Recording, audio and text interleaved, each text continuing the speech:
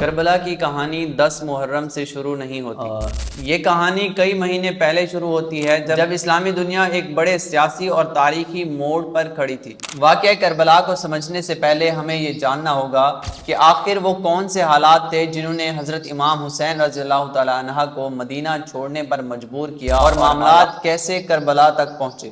آئیے اس پورے واقعے کو ترتیب کے ساتھ سمجھتے ہیں۔ سن 61 ہجری میں امیر معاویہ رضی اللہ تعالیٰ عنہ کا انتقال ہوا اور ان کے بیٹے یزید نے اقتدار سنبھالا۔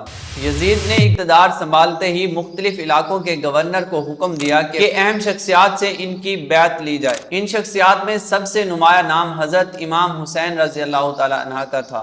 امام حسین رضی اللہ تعالیٰ عنہ نبی اکرم صلی اللہ علیہ وآلہ وسلم کے نواسے تھے اور مسلمانوں کے درمیان انتہائی عزت اور احترام رکھتے تھے، اس لیے یزید کے لیے ان کی بیعت سیاسی طور پر بہت اہم سمجھی جا رہی تھی۔ مدینہ کے گورنر ولید بن عتبہ نے امام حسین رضی اللہ تعالیٰ عنہ کو بلایا۔ ان کے سامنے یزید کی بیعت کا مطالبہ کیا گیا۔ تاریخی روایات کے مطابق حضرت امام حسین رضی اللہ تعالیٰ عنہ نے فوری طور پر بیعت سے انکار کر دیا۔ حالات کشیدہ ہو رہے تھے۔ امام حسین رضی اللہ تعالیٰ عنہ جانتے تھے کہ اگر معاملہ مزید بڑھا تو مدینہ میں تنازع شروع ہو سکتا ہے، اس وجہ سے انہوں نے مدینہ چھوڑنے کا فیصلہ کیا۔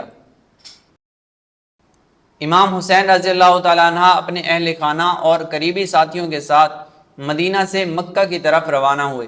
مکہ اس وقت ایک محفوظ مقام سمجھا جاتا تھا۔ یہاں امام حسین رضی اللہ تعالیٰ عنہ نے کچھ مہینے کے لیے قیام کیا۔ اسی دوران پورے عالم اسلام میں سیاسی حالات تیزی سے بدل رہے تھے۔ اسی دوران عراق کے شہر کوفہ سے امام حسین رضی اللہ تعالیٰ عنہ کو مسلسل خطوط آنے لگے۔ ان خطوط میں کوفہ کے لوگوں نے لکھا تھا کہ وہ یزید کی حکومت سے مطمئن نہیں۔ انہوں نے امام حسین رضی اللہ تعالیٰ عنہ کو دعوت دی کہ وہ کوفہ آئیں اور ان کی قیادت سنبھالیں۔ تاریخی روایات کے مطابق ان خطوط کی تعداد ہزاروں میں بتائی جاتی ہے۔ اب امام حسین رضی اللہ تعالیٰ عنہ کے سامنے ایک سوال تھا کہ کیا واقعی کوفہ کے لوگ ان کی حمایت چاہتے ہیں؟ حالات جاننے کے لیے حضرت امام حسین رضی اللہ تعالیٰ عنہ نے اپنے چچا زاد بھائی حضرت مسلم بن عقیل رضی اللہ تعالیٰ عنہ کو کوفہ بھیجا۔ مسلم بن عقیل جب کوفہ پہنچے تو ابتدا میں ہزاروں لوگوں نے ان کی حمایت کا اظہار کیا۔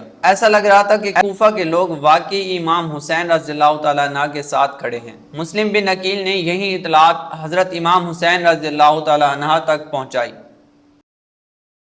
مگر کوفہ کی صورتحال اچانک تبدیل ہو گئی۔ یزید نے عبداللہ بن زیاد کو کوفہ کا گورنر مقرر کیا۔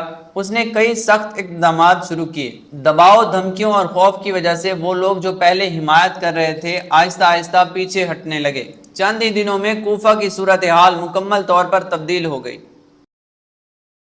مسلم بن عقیل تقریباً تنہا رہ گئے، بعد میں انہیں گرفتار کر لیا گیا اور پھر شہید بھی کر دیا گیا۔ یہ واقعہ کربلا کے راستے کا ایک انتہائی اہم موڑ تھا، کیونکہ کوفہ اب وہ شہر نہیں تھا جس نے امام حسین رضی اللہ تعالیٰ عنہ کو دعوت دی تھی۔ دوسری طرف امام حسین رضی اللہ تعالیٰ عنہ مکہ سے کوفہ کی طرف روانہ ہو چکے تھے کہ راستے میں انہیں مسلم بن عقیل کی شہادت کی خبر ملی۔ بعض لوگوں نے مشورہ دیا کہ واپس چلے جائیں، لیکن حالات اب بہت آگے بڑھ چکے تھے۔ امام حسین رضی اللہ تعالیٰ عنہ نے سفر جاری رکھنے کا فیصلہ کیا۔ اب امام حسین رضی اللہ تعالیٰ عنہ کا قافلہ عراق کی سرزمین کی طرف بڑھ رہا تھا۔ آگے ایک مقام آنے والا تھا جس کا نام تاریخ میں ہمیشہ کے لیے لکھا جانا تھا: کربلا۔